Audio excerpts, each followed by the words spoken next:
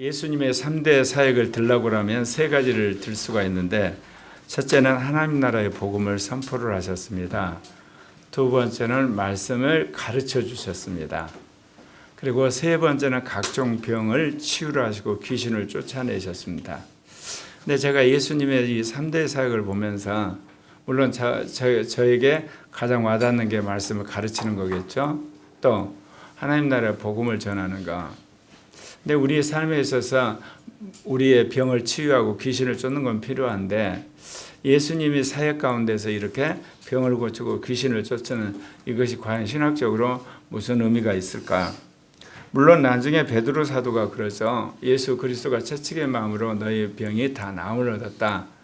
예수님이 십자가에서 죽고 부활하심으로 말미암아 이제 구속이 일어났기 때문에 그 구속의 복음을 우리가 믿으면 병이 낫고 귀신이 나가는 그런 역사가 있죠.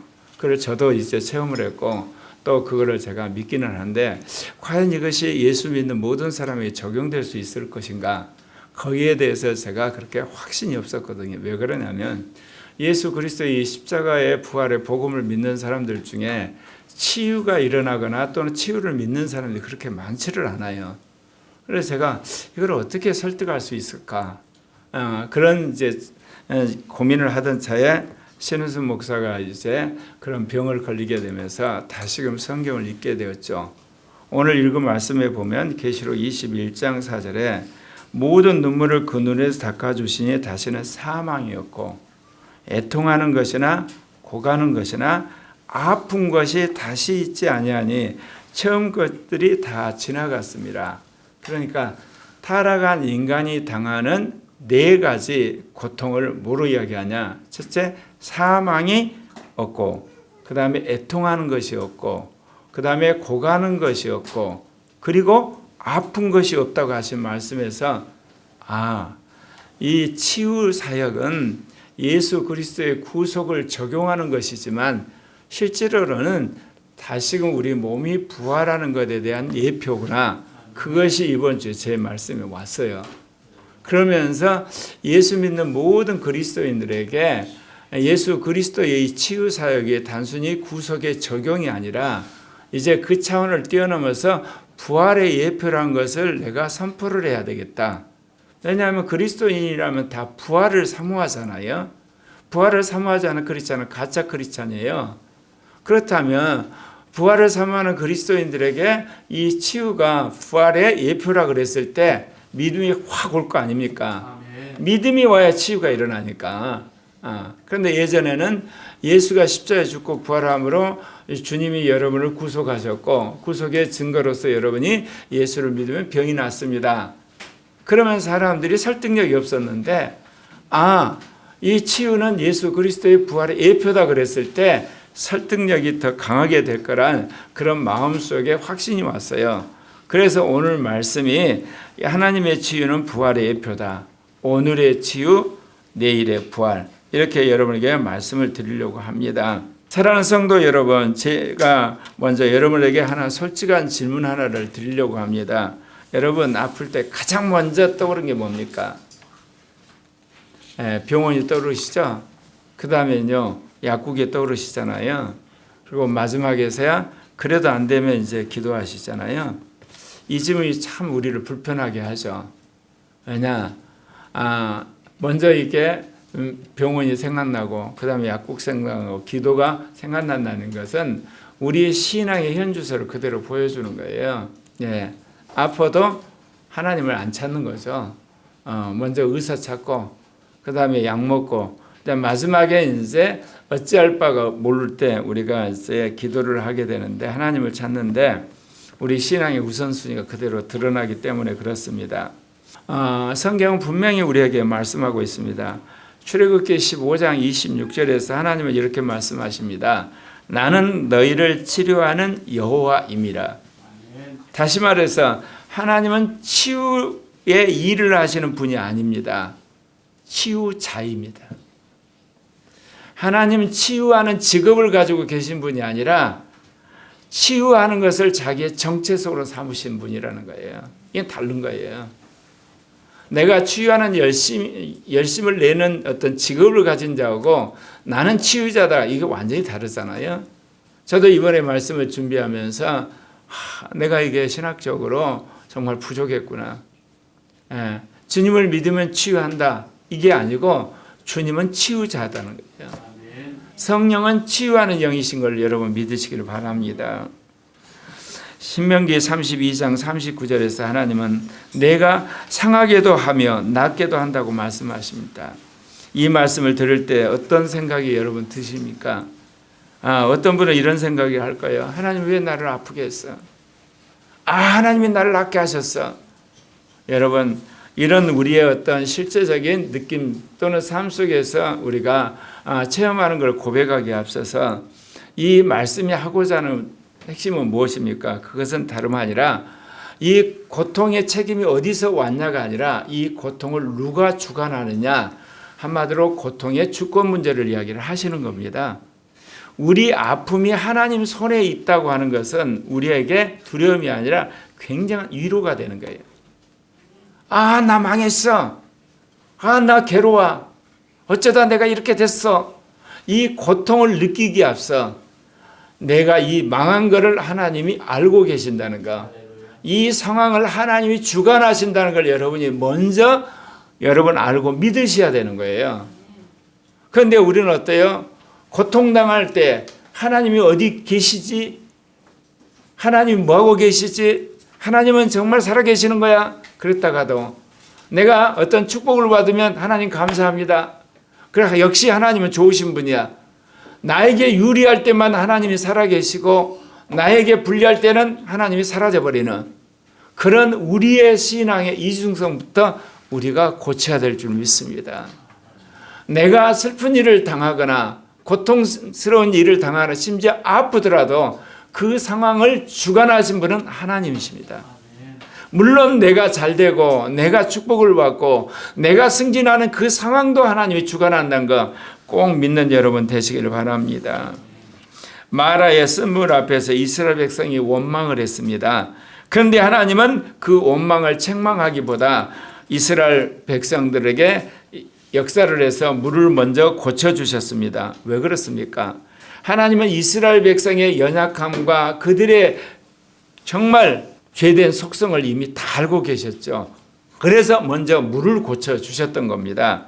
히스기야 왕이 이제 죽음에 임박해서 눈물을 뿌리면서 하나님 앞에 기도할 때 하나님이 히스기야의 그 눈물을 긍휼히 여기셔서 15년을 연장시켜 주셨던 겁니다.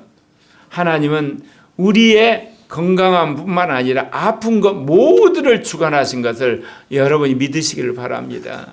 하나님이 고리학교에 이기는 자를 산출하고 14만 4천을 산출하는 것이 바로 이런 신앙의 사람을 세우는 거예요.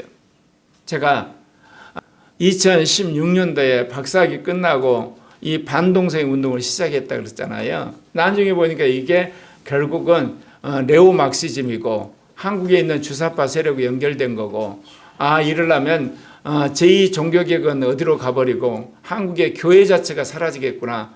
그래서 기존교회를 살려야 되겠다고 제가 뛰어들었다고 그랬잖아요.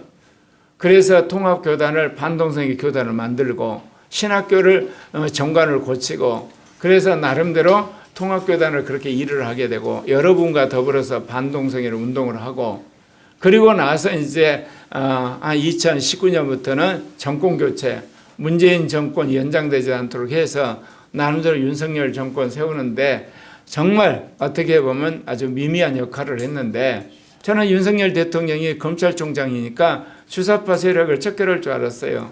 신공산주의 세력을, 민주공산주의 세력을. 근데 하는 걸 보니까 거꾸로 자기 망할 짓을 골라서 하더라고요. 중도적인 사람 제끼고 자기 말을 잘 듣는 사람을 당대표 세우고 그게 2023년 3월 10일이에요. 제가 기억하고 있어요. 그때부터 내 마음이 미어졌어요. 이게 나라 망하는구나. 그러다가 나중에 대통령이 12.3 계엄하면서 대통령이 죽기 전에 장렬하게 국민을 깨우고 죽는구나. 그래서 제가 그나마 위안을 얻어서 왜 1230이 깨어났거든요. 1230이 깨어나게 되면 우리나라에 자유민주 세력이 깨어나게 되고 이 세력을 복음화시킬 때 민족의 통일에 대한 싹을 제가 본 것에 위안을 받고 이제 나는 이 한국 교회와 한국 문제는 하나님께 맡기고 제3의 교회에 집중하겠다고 작정을 했댔는데 그러면서 제가 새삼 느끼게 된 게 있어요. 정말 하나님이 한국 역사와 한국 교회를 주관하고 계신다는 것. 세계 역사와 세계 교회를 주관하는 새삼 느끼고 있어요. 사랑하는 형제 자매 여러분, 한 개인의 살고 죽음뿐만 아니라 한 가정이 잘 되고 못 되는 것 뿐만 아니라 나라의 융성과 그야말로 멸망 그리고 세계가 어떻게 될까 하나님이 주관하는 것 여러분이 정말 믿으시기를 바랍니다. 이거를 믿고 사는 사람이 이기는 자가 되고 14만 4천이 되는 겁니다. 잠깐 여러분 눈을 감으시고 제가 여러분에게 던지는 것을 놓고 잠깐 기도하시기를 바랍니다. 주님, 내가 붙들고 있던 다른 어떤 안정장치도 이제 다 내려놓습니다. 주님만이 나의 치유자이심을 고백합니다. 나에게 있는 작은 병, 큰 병, 모든 병의 치유자가 하나님인 것을 믿습니다. 이 시간 예수 그리스도의 피로 저의 전신을 덮어주시고 부활의 영으로 치유하여 주시옵소서. 첫째, 죄의 사함과 함께 일어나는 치유입니다. 사랑하는 성도 여러분, 이제 조금 더 깊은 은혜의 자리로 들어가 보십시다. 이제 이 대목에 오면 여러분들이 그런 생각을 하실 겁니다. 목사님, 오늘 또 죄 이야기 하십니까? 고영서 목사님 그러면 죄 이야기하는 분으로만이 저는 기억이 되는데 사실 오늘은 여러분 죄로 여러분을 누르기 위한 시간이 아니라 여러분을 살리기 위한 시간입니다. 다윗은 시편 32편에서 이렇게 고백합니다. 내가 죄를 숨길 때 종일 씨름하였더니 내 뼈가 쇠하였다. 이게 비유가 아니에요. 여러분 정말 성령 안에 살아가는 사람이 원치 않은 죄를 지어서 그 죄가 그 사람을 누르기 시작하면요. 영이 고통받을 뿐만 아니라 마음이 아프고 나중에 몸까지 병이 납니다. 왜냐하면 인간의 영혼 몸은 붙어있기 때문에 다윗이 지금 그런 상황이었거든요. 다윗은 왕이었지만 겉으로 보기에는 부족한 것이 하나도 없었죠. 그러나 그가 엄청난 죄를 졌잖아요. 우리아의 아내를 범하고 그리고 그걸 들킬까 봐 우리아를 전쟁에 보내서 함정에 빠뜨려 죽여버리고 그리고 그것을 한마디로 사람들에게 다 함구를 시키는 그 엄청난 죄악을 지면서 얼마나 그 마음속에 죄의 고통이 심했겠습니까? 죄를 숨기는 동안에 그의 내면에서는 끊임없는 긴장이 계속되었죠. 기도는 막히고 기쁨은 사라지고 마음의 문제는 이제 몸까지 이제 고통스러운 상황이 오는, 그래서 그가 뭐라고 그래, 뼈가 쇠하였던 그런 표현을 썼습니다.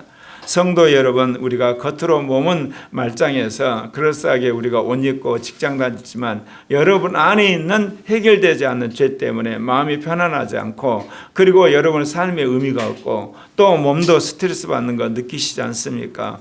여러분 회개를 하게 되면 그 모든 것이 해결이 되는 겁니다. 그런데 우리는 어때요? 이 영적인 진리를 모르니까 계속 죄를 담고 이 악한 거, 육신적인 담고 사는 겁니다. 기도는 예배에서만 맴도는 그런 경험, 그것이 아닙니다. 이 다윗이 그가 이렇듯 그의 영과 마음과 그리고 몸이 고통받는 것, 영적인 통증을 그가 고백하였던 겁니다. 그런데 그에게 전환점이 찾아왔죠. 다윗은 이제 그동안 자신이 숨겨놨던 이 죄를 이제 털어놓기 시작합니다. 변명하지 않습니다. 그래서 그가 이렇게 이야기합니다. 내가 주께 죄를 아뢰고 주님 앞에 고백을 했더니 주께서 내 죄를 사하셨다. 숨김을 멈추는 순간, 은폐했던 그 모든 것을 드러내는 순간 하나님과 관계가 다시금 회복됩니다. 성경은 그 이후에 다윗의 몸이 어떻게 회복되는가 말하고 있지는 않지만 분명히 다윗이 이제 하나님과의 관계를 회복하고 그리고 왕으로서 그가 진무한 것을 보건대 몸까지 회복된 것을 우리가 추정해 볼 수가 있습니다. 여러분, 죄 사함은 단순히 하나님과의 관계의 회복으로 끝나는 것이 아니라 영이 살아나고 마음의 기쁨이 오게 되고 몸까지 치유된다는 사실을 믿으시길 바랍니다. 예수님께서 중풍병자를 고치실 때도 동일한 흐름이 나타납니다. 사람들은 중풍병자가 어떻게 하면 일어날 건가 거기에 관심이 있었죠. 언제 그 사람이 일어날까? 그러나 예수님 먼저 말씀하시죠. 내 죄의 사함을 받았느냐? 죄의 사함에 대한 선언부터 하고 있습니다. 이 죄가 그 사람을 짓누르고 있었기 때문에 죄 사함을 통해서 그 사람을 회복하신 겁니다. 그러면서 하신 이야기가 뭐예요? 어느 것이 쉽냐? 죄 사한다는 말이 쉽지. 그렇다면 더 어려운 것 내가 그대로 할게. 그러면서 일어나 걸으라 그렇게 말씀하시므로 완전한 하나님의 치유를 선포하십니다. 사랑하는 형제 자매 여러분, 우리가 인생을 살아가는 데서 어느 문제부터 해결해야 되나요? 여러분, 재정적인 문제부터 해결해야 되나요? 몸에 아픈 것부터 해결해야 되나요? 여러분, 그렇지 않습니다. 마음에 아픈 것 이전에 죄 문제 해결하셔야 됩니다. 예수를 믿고 구원받은 크리스찬에게서 가장 중요한 금기사항이 뭐예요? 죄를 지면 안 되는 거예요. 죄를 은폐하면 안 되는 거예요. 그리고 죄를 여러분 변명하면 안 되는 겁니다. 언제 어디서나 여러분 느껴지면 죄 문제부터 해결하는 여러분 되시기를 바랍니다. 그러면 여러분 영이 살아나고 마음이 기뻐지게 되고 그리고 몸도 건강해지면서 하나님이 여러분에게 복된 축복의 시간들을 주실 줄 믿습니다. 죄사함이 선포된 이후야 육체의 치유가 뒤따랐다는 거. 육체의 회복은 이미 시작된 영적 회복의 열매라는 겁니다. 그래서 오늘 여러분에게 말씀드렸죠. 치유란 것은 앞으로 일어날 부활에 대한 우리의 몸에 있어서 회복의 역사라는 것. 성도 여러분, 반드시 우리가 기억해야 할 안전병에 대한 기사에서도 그렇습니다. 요한복음에 보게 되면 예수님은 이렇게 이야기합니다. 이 사람이나 이 부모의 죄로 인하여 그렇게 된 것이 아니라 하나님의 영광을 위한 것이다. 그러면서 어때요? 그 안전병기를 일으키시죠. 사랑하는 형제 자매로 비록 내가 죄를 져서 마음의 고통이 오고 그리고 영적으로 그야말로 하나님과 관계가 단절되고 그리고 우리가 질병을 얻었을지라도 주님은 우리를 정죄하기에 앞서 어떻게든지 이 사람을 살릴 것인가 주님께서 골몰을 하십니다. 그래 놓고 어떤 경우는 주님이 치유를 해놓고 회개를 시킨 경우도 있고 여기처럼 죄사함을 선포한 연후에 치유하실 때도 있어요. 항상 동반되는 것은 뭐예요? 주님은 우리의 죄를 사하는 겁니다. 아울러서 우리의 몸도 고쳐주시기를 원하신다는 겁니다. 그렇기 때문에 여러분, 여러분의 죄를 숨기거나 변명하거나 감추지 마시고 주님 앞에 나오시기를 바랍니다. 두 번째, 믿음을 통로로 역사하는 치유입니다. 사랑하는 성도 여러분, 믿음 이야기를 하면 어떤 생각이 드십니까? 내가 믿음이 부족해서 아직도 이 모양이구나 그런 생각 드시죠? 또는 믿음 이야기만 나오면 너무나 부담스럽다 그런 생각이 또 들기도 하죠. 오늘 이 시간에는 여러분이 믿음에 대한 고정관념을 내려놓으시고 성경이 말하는 믿음에 대해서 여러분 다시금 상고해 보는 시간 되시기를 바랍니다. 여러분, 믿음이란 것은 내가 믿음이 없다는 자책하는 그런 시간이 아니에요. 믿음이란 것은 그 순간 여러분의 생각을 바꿔서 예수님한테 나가는 겁니다. 말씀 앞으로 가는 거예요. 그러니까 여러분 생각할 때 내가 믿음이 없다 그 생각이 드시면 예수님 앞에 가시면 되는 거예요. 내가 정말 믿음이 형편없다 그러면 말씀을 여러분이 먹으시면 되는 거예요. 그러다 보면 믿음이 자라는 거예요. 근데 우리는 어떠죠? 왜 나는 믿음이 이 모양이냐? 나는 믿음이 자라지 않는다. 나는 믿음이 형편없다. 이거는 뭐냐? 자기 의에 변형된 또 다른 형태의 자기 자책이에요. 인간은 원래 믿음이 없다니까요. 인간은 원래 불신앙의 존재들이에요. 하나님 그거를 다 아세요. 근데 문제는 뭐냐? 주님 앞에 가는 사람과 주님 앞에 안 가는 사람의 차이예요. 말씀을 먹는 사람과 말씀을 안 먹는 사람의 차이지. 믿음 없는 건 똑같다니까요, 출발이. 혈루증 여인은 12년 동안 병을 앓았습니다. 이 병은 단순히 육체적인 질병이 아니었습니다. 율법으로 말하면 그녀는 부정한 자고 사람을 만질 수도 없고 예배에 자유롭게 나갈 수 없는 사회적으로 격리되어야 할 사람이었습니다. 병은 몸에 있었지만 고통은 그녀의 삶 전체를 뒤엎고 있었습니다. 12년 동안 얼마나 그가 고통스러웠겠습니까? 예. 병이 그녀의 삶의 모든 것을 파괴해버렸고 그의 정체성을 완전히 망가뜨려 버렸습니다. 그런데 그녀의 믿음이 살아나기 시작한 겁니다. 그 믿음이라는 다른 것이 뭐예요? 예수님 옷자락만 만지면 나을 거라는 그 믿음이었어요. 그 믿음 때문에 모든 군중을 그가 해치고 예수님 곁에 가서 옷자락을 만졌다 그 이야기입니다. 여러분, 믿음이란 것은 나는 원래 믿음이 있는 사람이야, 그건 아무 상관이 없습니다. 그것이 믿음으로 가게 하는 디딤돌이 될지는 모르지만 그렇다고 해서 그 믿음이 발동되는 거 아니에요. 주님을 향해서 여러분이 돌진하면 비록 믿음이 연약한 자라도 믿음의 역사가 일어나는 거예요. 그렇기 때문에 여러분, 내가 믿음이 있냐 없냐를 따지는 그런 어리석은 자가 되시면 안 돼요. 그거는 여러분이 피드백할 때 필요한 거고, 그거를 깨달았다면 주님 앞에 나가셔야 되는 거예요. 말씀 앞에 나가야 되는 거예요. 믿음이란 것은 상황을 통제하는 것이 아니라 예수님께 닿으려는 마음입니다. 믿음이란 것은 자기가 얼만큼 신앙생활을 했는가에 대해서 자기를 체크하는 것이 아니라 말씀을 먹는 겁니다. 예수님은 그녀를 그냥 보내지 않으셨습니다. 이미 그는 예수님 옷자락을 만져보는 나음을 얻었지만 그를 군중 앞에 세우셨습니다. 따라. 왜 그러셨을까요? 육체의 치유는 일어났습니다. 그러나 12년 동안 그는 사회적으로 왕따를 당했습니다. 그러니까 사회적으로 그는 한마디로 말해 격리된 상태거든요. 치유된 것을 선포함으로 말미암아 인간관계를 회복하는 기회를 주셨던 겁니다. 이 여인은 몸도 치유받았고 사회적으로 이제는 정상인이 됐으니까 모든 사람과 어울려도 된다고 하나 어떻게 보면 인간 해방의 선언을 하셨다 그 이야기입니다. 예. 관계 회복까지 나가시는 예수님을 알 수가 있습니다. 백부장도 마찬가지입니다. 그는 예수님 앞에 와서 백부장이란 자기 권위를 다 내려놨습니다. 말씀만 하옵소서. 네, 그렇습니다. 그 말씀만 하옵시도 하는 그 말에 예수님이 뭐라고 그래요? 네, 하나님께서 역사를 하시죠. 우리는 예수님의 능력을 조종하려고 그래요. 우리의 기도가 잘못된 게 뭐야? 예수님을 설득하거나 협박하거나 예수님을 예언해서 예수님을 끌어서 어떻게든지 내가 요구하는 병을 고친다든지 아니면 돈을 번다든지 승진을 하려고 그래요. 여러분, 그건 믿음이 아니에요.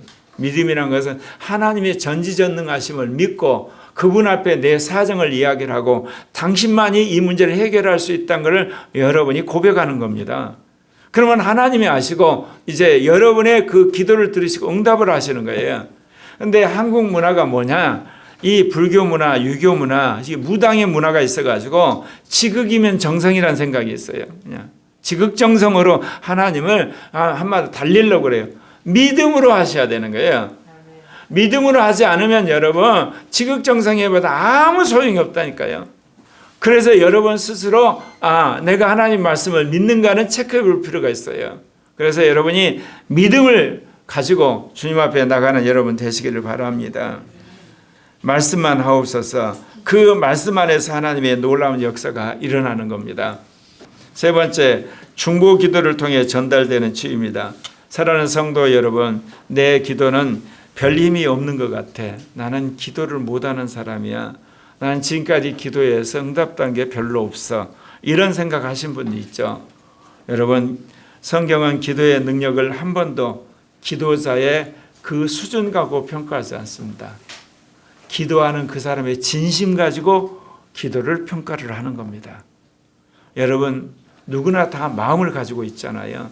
그 순간에 가장 간절한 사람, 그 순간에 정말 이루어지기를 정말 사모하는 사람, 하나님이 아니면 이 문제를 해결할 수 없다고 하는 절박한 심정에서 하는 기도가 응답되는 거예요. 담임 목사하는 기도는 응답되고 총회장이 하는 기도는 응답되고 이제 온 초신자의 기도는 응답이 안 돼. 그게 아니라니까요.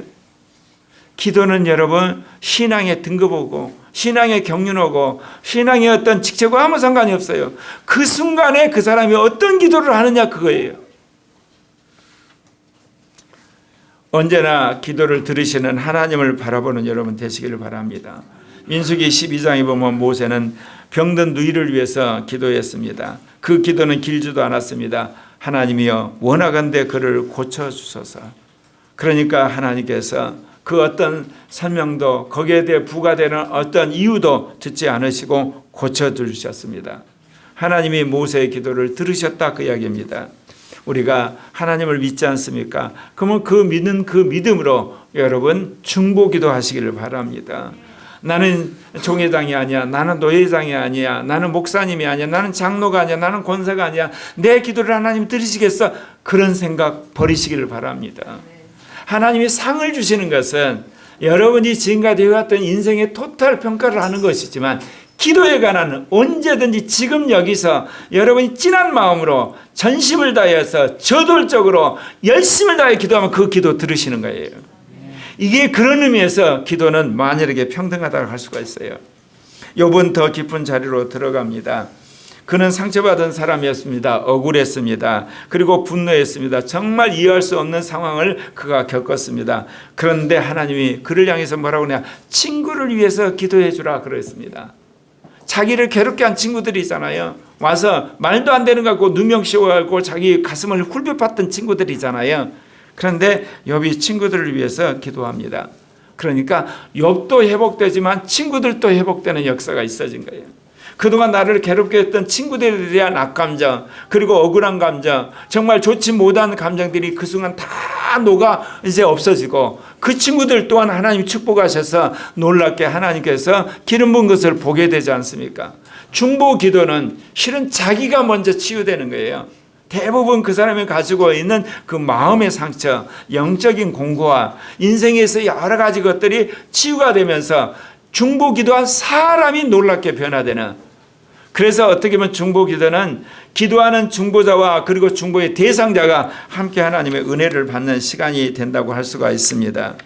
바로 그 자리에서 욥은 회복이 되고 욥의 친구들 또한 축복을 받았습니다. 중보는 상대를 바꾸기 전에 기도하는 사람을 하나님께서 다시 붙들어 매는 은혜의 통로라는 걸 기억하시길 바랍니다.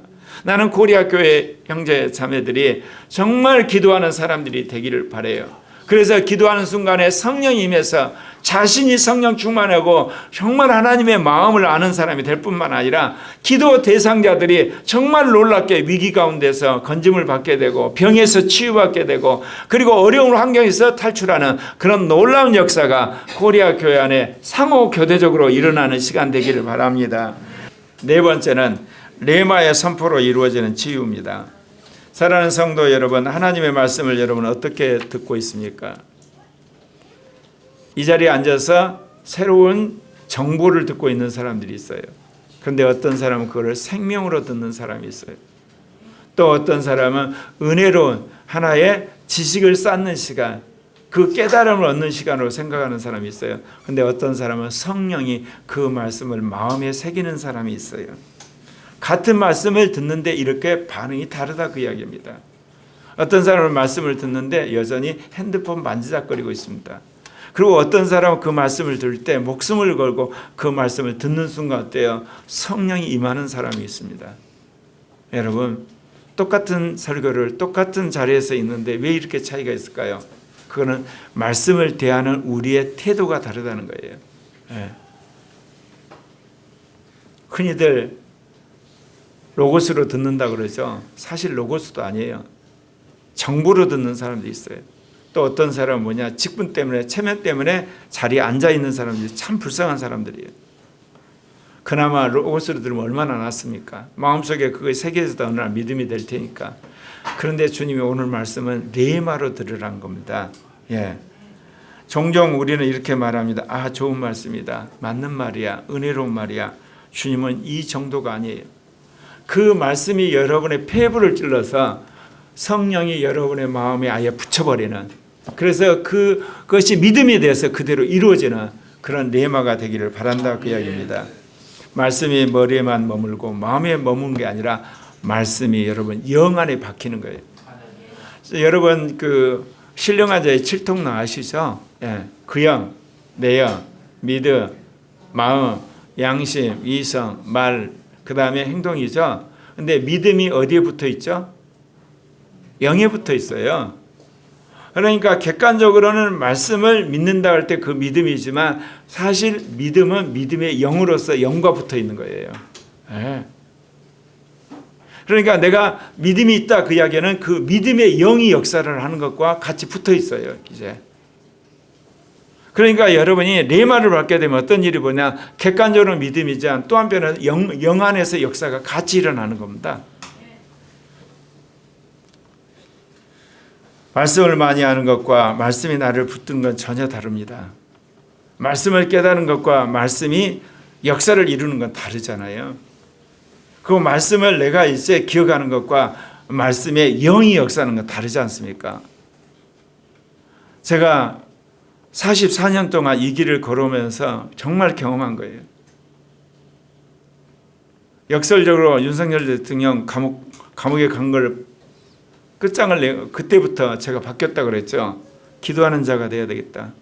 내 힘으로는 정말 한국교회를 살리지도 못하고 한국이라는 나라를 살리지도 못하고 더 나아가서 세계교회 개혁도 못하고 세계란 나라를 변화시키는데 한 줌도 안 되는구나.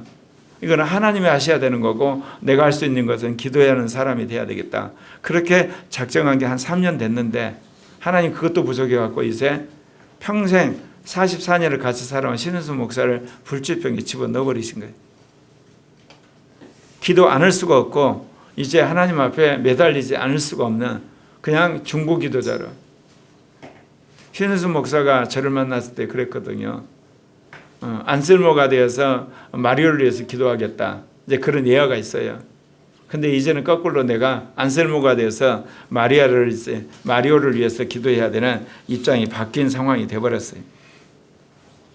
여러분, 내가 열심히 사는 게 중요해요. 나는 평생을 그 얘기를 살아왔어요. 모든 말씀을 들으면 그걸 내가 깨닫고 믿고 내가 행해야 된다. 그래서 내가 20대는 군사 독재하고 싸웠고 60대 와서는 이 주사파 독재하고 싸운 거잖아요. 그런데 주님이 너가 직접 깨닫고 행동하는 것 중요하지만 정말 중요한 이 나라 문제, 세계 문제, 교회 문제, 선교 문제 네 힘으로 되냐? 안 되지. 기도해야 되는 거야. 맞습니다. 그거는. 내가 아무리 성실하고 내가 아무리 지혜롭고 내가 아무리 능력 있고 내가 아무리 열심히 살아도 내가 영향을 미치는 것은 말하자면 구리학교에 36분이야. 5,200만을 어떻게 움직여요? 더 나아가서 8.5 이 대한민국 뿐만 아니라 한민족 어떻게 바꾸냐고. 82억 세계를 하나님이 하시는 거예요. 그럼 방법은요? 가만히 앉아있으면 되나요? 기도를 해야 되는 사람으로 주님이 늘 나한테 훈련시키는 거예요. 넌 기도하는 사람이 돼야 돼. 모세가 어떻게 그 200~300대는 이스라엘 백성을 이끌었어? 설교를 잘했어? 능력을? 아니야. 기도했어. 그럼 내가 늘 하는 이야기 있죠. 모세가 한 일이 딱 두 가지가 있어요. 하나님 앞에 가서 기도하는 오리공댕이하고 또 하나는 이스라엘 백성 앞에 말씀 선포한 거 외에는 모세가 한 일이 없어요. 근데 하나님이 이제는 너는 이제 기도하는 사람이라.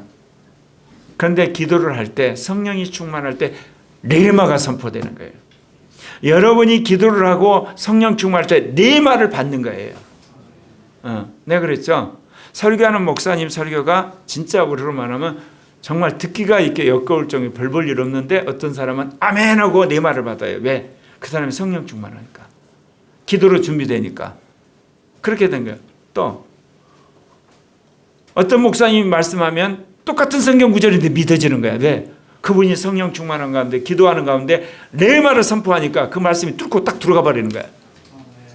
전하는 사람도 레마를, 받는 사람도 레마를 취하는 여러분 되시기를 바랍니다. 성경은 레마의 선포로 치유가 일어난 일을 분명히 우리에게 보여주고 있습니다. 요한복음 4장에 보면 왕의 신하의 아들 이야기가 나옵니다. 그 신하는 가버나움에 있는 아들이 죽었다는 소식을 이제 듣고 이제 갈릴리 가나의 예수님을 찾아왔습니다. 그는 예수님께 이렇게 간청하며 내려오셔서 내 아들을 고쳐주십시오. 그러니까 예수님을 모시고 갈 지금 판국이에요. 그런데 예수님이 뭐라고 이야기해요? 예. 그 기도와는 전혀 다르게 주님이 가라, 네 아들이 살아났다. 그럼 다른 사람 같으면 아니 같이 가시자니까요. 그랬을 것 같죠. 근데 그 사람이 어때요? 그냥 그 말을 믿고 갔어요. 갔더니 하인이 오는 거예요. 아들이 살아났습니다. 언제쯤 살아났냐? 예수님 말할 그때인 거예요.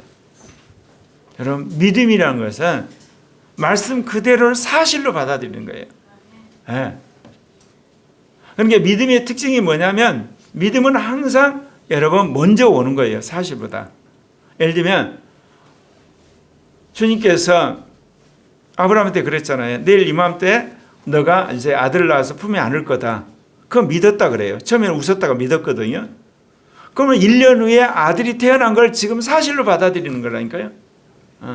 신은수 목사가 암으로 나았다. 그거를 우리 여기 있는 사람 중에 한 사람이 믿음으로 딱 받아들이잖아요. 그러면 신은수 목사의 암은 낫는 거예요. 모든 은사는 은사자와 은사 대상자의 양자 관계예요. 근데 신유 은사는 제3자가 믿어도 나아요. 신유 은사자에 관한 그런 거예요. 신유에 관한. 예, 독특해요.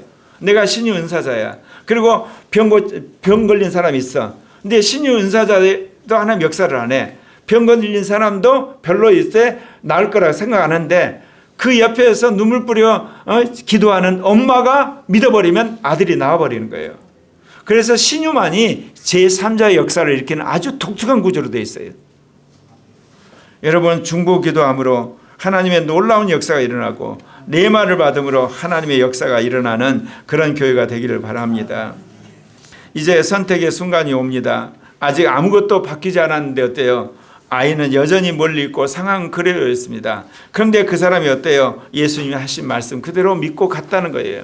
그랬더니 그 증거를 본 하인이 온 거예요.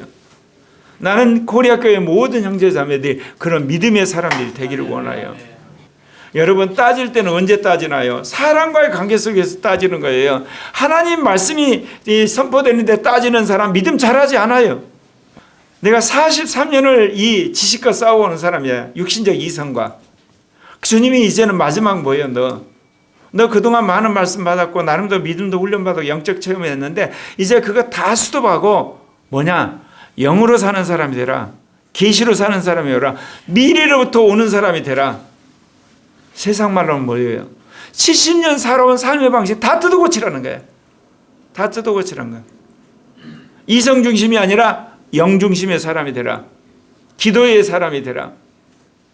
순종해야지 방법이 있습니까? 순종하면 하나님 놀랍게 변화시키리라 저는 믿습니다. 내 말은 감정이 아닙니다. 분위기도 아닙니다. 지식도 아닙니다. 내 말은 성령께서 그 말씀 그대로 이루시는 사실이 되는 겁니다.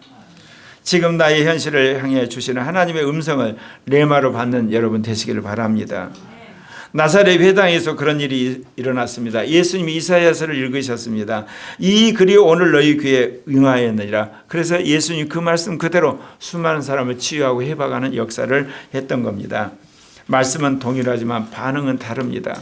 성령에 사로잡힌 사람은 레마가 되어서 치유가 일어나고 그러지 않는 사람은 그냥 하나의 사람들이 하는 어떤 소리로 끝나는 겁니다.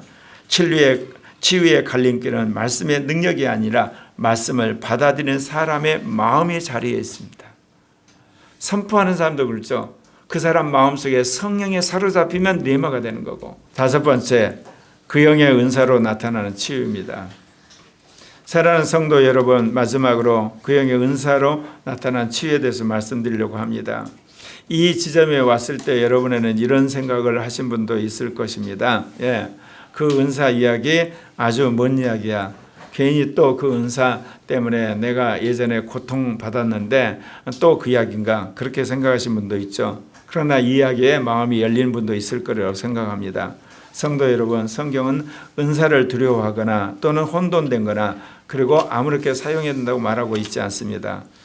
성경은 은사가 하나님이 교회를 살리기 위해서 주신 선물이라 분명히 가르치고 있습니다. 사도행전 3장의 장면을 천천히 여러분 생각해 보시죠. 성전 미문에 안전뱅이가 앉아 있습니다. 날마다 사람들이 지나갑니다. 그곳에 태어날 때부터 걷지 못한 그 안전뱅이가 있었던 겁니다. 그는 기적을 기대하지 않고 앉아있던 그런 때 사람은 아니었어요. 언젠가는 일어났으면 좋겠다. 그런 이게 열망이 있었죠. 그런데 그곳을 베드로와 요한이 지나갑니다. 베드로가 먼저 이렇게 이야기합니다. 은과 금은 내게 없다. 그러니까 안전뱅이가 주로 하는 일이 동냥하는 거죠. 그러나 마음속의 갈망은 내가 언제든 일어났으면 참 좋겠다는 그런 갈망이 있죠. 그러니까 베드로는 거꾸로 은과 금을 주는 것이 아니라 이제 뭘 합니까? 내가 내게 있는 것을 주노니 나사렛 예수 그리스도의 이름으로 일어나 걸으라. 여러분, 주의 종은 뭐예요? 주의 종은 돈을 주는 자가 아니에요. 주의 종은 어떤 사람을 알선해 주는 자가 아니에요. 주의 종은 어떤 사람과 해서 권력자와 연결시켜 주는 게 아니에요. 본업이 뭐예요? 말씀을 주는 사람이에요. 성령을 흘러보내는 사람이에요. 제가 평생 44년을 하나님 훈련을 받고 있는데 아직 내가 도달하지 못한 것이 성령을 흘려보내지 못한 종이 되는 거야. 가는 곳마다 내 말을 전파하지 못한 거. 누구를 만나든 그 사람에게 정말 하나님의 음성을 들려주지 못하는 종. 가끔, 그리고 필요할 때만, 그리고 어떤 집회에서만. 그게 나는 평생 있게 마음속에 안타까움이야. 예. 성경의 사도와 선지자 정도로 누구를 만나든지 성령 세례를 받게 하고, 누구를 만나든지 음성을 들려주고, 무슨 일을 터지든지 주님으로부터 대안을 제시하는 종이 되고 싶은데, 근데 미정미정하니까 주님이 어때요? 아예 아내를 그냥 엄청난 사건 속에 집어넣어서 나를 그냥 하나님이 같이 깨트려 버리는 거예요. 예. 방법 없죠. 주님 앞에 매달릴 수밖에. 예. 그래서 하나님이 역사하시는 그런 은사를 하나님 주시리라 저도 믿어요. 예. 여러분, 영이 충만한데 은사가 안 나타나겠습니까? 그리고 잘못된 육신적 이성과, 그리고 잘못된 왜곡된 양심들, 그리고 더러운 마음들, 그리고 연약한 믿음이 바로 세워지게 되면 은사가 충만하게 나타나겠죠. 그러면 여러분 또한 성령이 흘러가서 놀라운 은사를 받는 여러분 되시리라 믿습니다. 예. 베드로는 자신을 내세우지 않았고 능력을 소유한 사람처럼 거들먹거리지도 않았습니다. 오직 나사렛 예수 그리스도의 이름으로 그가 선포합니다. 그러니까 안전병이가 일어납니다. 그리고 걷고 뛰고 하나님을 찬양합니다. 치유는 그의 다리에서 끝나지 않고 하나님께 영광 돌리는 마지막 자리로 가게 되었다는 겁니다.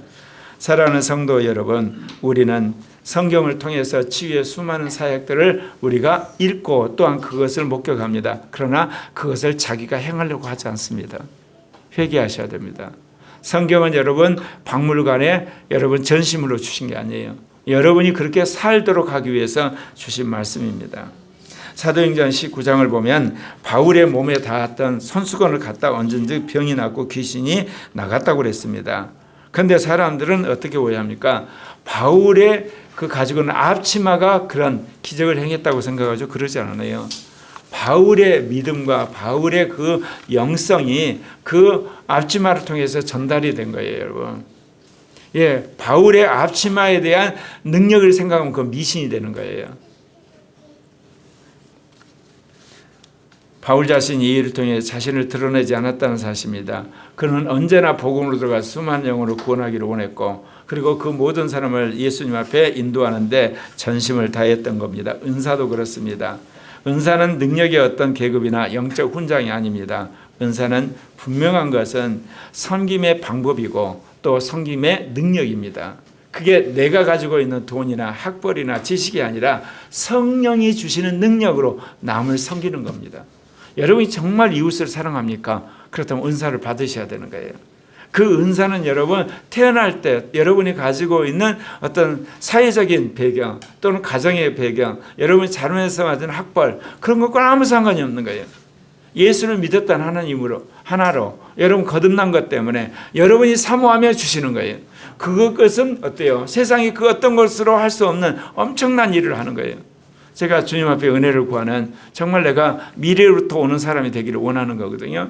정말 미래에 대해서 자유자재로 말씀을 전해주는 사람, 사람이 영과 마음을 성령 안에서 아는 사람, 그리고 또한 악한 영들과 사단의 고액을 알아서 물리치는 전략을 제시하는 사람이 제 평생의 소원이야.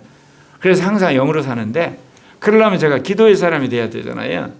거기까지는 아는데 자꾸 이성으로 사는 거야. 양심으로 살고 마음으로 살고. 그러니까 주님이 도저히 안 되니까 아예 너 천국 오기 전에 너 혼 좀 놔봐라, 깨져라.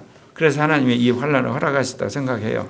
이제 두 손 들고 제가 그 길로 가기로 작정했으니까 여러분이 딱 두 가지 기도하셔야 돼. 하나는 신은수 목사 벌떡 일어나 기도하시고, 또 하나는 고영석 목사님 완전 이성이 박살나고 양심이 박살나버리고 이제 묶어지고 마음도 그 대신 영으로 믿음으로 사는 종되라고 기도하시기를 바랍니다. 기도하면 여러분이 나중에 복받을 날이 오세요. 왜? 여러분이 제가 여러분 미래에 대해서 그 하나님의 말씀을 대언할 거 아니에요. 여러분 영과 마음을 내가 제시를 하고 여러분을 공격하는 사단과 악한 영도 분별해서 말해줄 테니까 우리 서로 윈윈합시다. 오늘 우리는 5가지 치유의 통로에 대해서 말씀을 드렸습니다. 그리고 또 함께 기도했습니다. 죄사함과 함께 임하는 치유, 그리고 믿음을 통로로 하는 치유, 중보 기도를 통해 흐르는 치유, 내마 선포로 이루어지는 치유, 그 영의 은사로 나타난 치유입니다. 이 치유의 모든 것에 공통점이 하나 있습니다. 치유의 주체는 언제나 하나님이시라는 겁니다.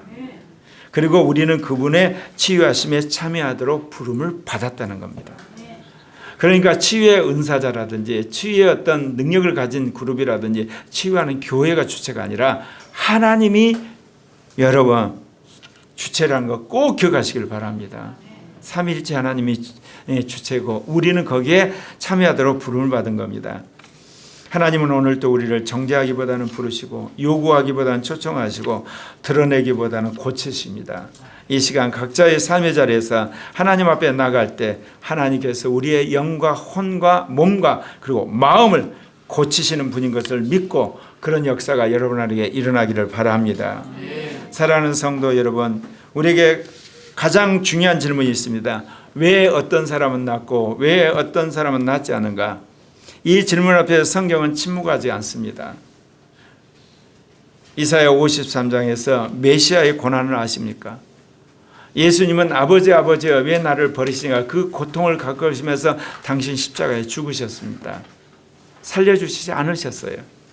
그러나 당신은 수많은 사람들을 살렸어요. 안진뱅이를 일으켰어요. 심지어 죽은 자까지 살렸어요. 하나님의 뜻에 따라 살아가는 거예요. 그러나 여러분 분명해야 될 것은 하나님은 우리가 병치레하는 가운데 임종하는 걸 원하지 않으세요. 여러분이 건강하게 주일을 하다가 어느 날 주님이 부르시면 그냥 가는 거예요. 제가 존경하는 신영균 목사님이 그런 이야기 있어요. 내 평생에 나는 태어난 날보다 죽는 날을 위해서 열심히 기도한다.